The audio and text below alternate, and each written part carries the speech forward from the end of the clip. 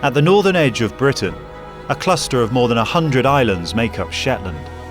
This land of sprawling farms and remote nature reserves is, quite possibly, our wildest corner. Most tourists choose to explore by car or cruise ship, but I've set myself the rather ambitious challenge of walking from one end to the other. And for now at least, the sun is shining. This is Sunborough Head. This is the southernmost point of mainland Shetland. And in the summer months, thousands of migratory birds come here to nest. They return time and time again every single summer. Now just over there I can make out Fair Isle, which is the southernmost island of the Shetland Isles. Beyond that, somewhere in the distance across the horizon, that's where you'll find Orkney, and then a little bit further is the British and Scottish mainland. But to the north, Shetland rambles for about another 90 or so miles through an archipelago of beaches and lochs and isolated valleys, and that is where I'm headed. Around 40,000 tourists already visit Shetland each year, but it's hoped that a new long-distance walking route could attract thousands more, stimulating the local economy by up to £40 million. Moving slowly is the best way to take in the sheer majesty of Shetland's wilderness, and it also gives me a chance to meet some of the fascinating folk who call these islands home. People like author and anthropologist Catherine Munro, whose book The Ponies at the Edge of the World explores the relationship between Shetland's human population and their animals. Coming to Shetland was an accident, really. I came here for a wedding and I just fell in love with the place and couldn't stop thinking about moving back. The book basically tells the story of Shetland ponies and the people that love them. It's really looking at how the animals that we spend time with, the landscapes that we live in, are just part of our experience of making home. And what is special about exploring that relationship in somewhere like Shetland? Survival here, especially in the past, was very difficult with the type of environment, the type of weather. And if it wasn't for the hardiness and intelligence of the Shetland native breeds, the crofters here wouldn't have been able to survive. And it's one of the reasons that people love Shetland ponies so much today. You know, they are part of the history, but they're part of the present and they're part of the future. So they're just very much part of island life.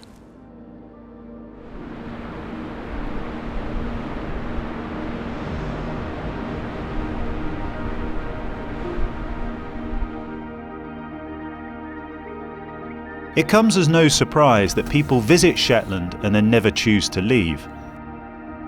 With its crashing waves and wide open spaces, I've seldom found anywhere else on the planet that exudes quite such a sense of adventure.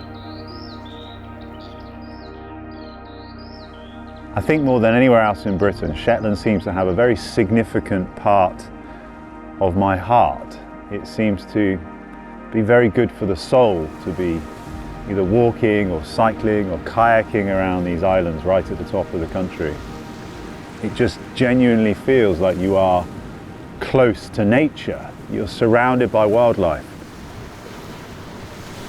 And to get to the end of a long day, having walked 10 or 15 miles, to sit on this beach, watch the sunset and have a beer, I don't think there's anywhere else in Britain, but perhaps anywhere else in the world, that I'd rather be.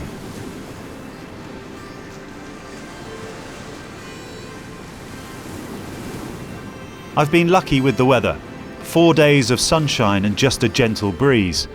But as I cross over onto Unst, Britain's northernmost inhabited island, the wind speed has hit 60 miles per hour and I can barely stand, let alone hear myself think. Thankfully though, the hardy locals know a secluded spot or two.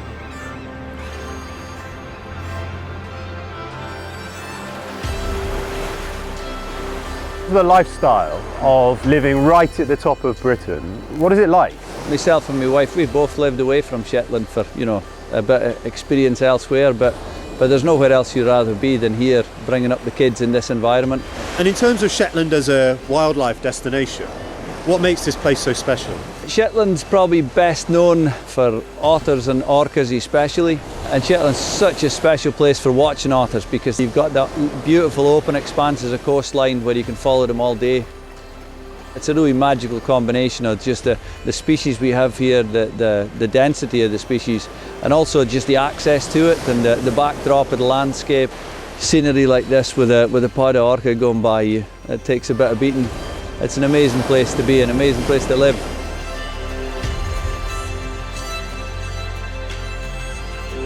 As I reach the very top of Shetland, the sleet is turning to snow. This really is a harsh and unrelenting landscape where humans are outnumbered by sheep and the boundary between earth and sea is blurred. But in that is the great appeal, because to experience Britain at its most extreme is to also see it at its very best.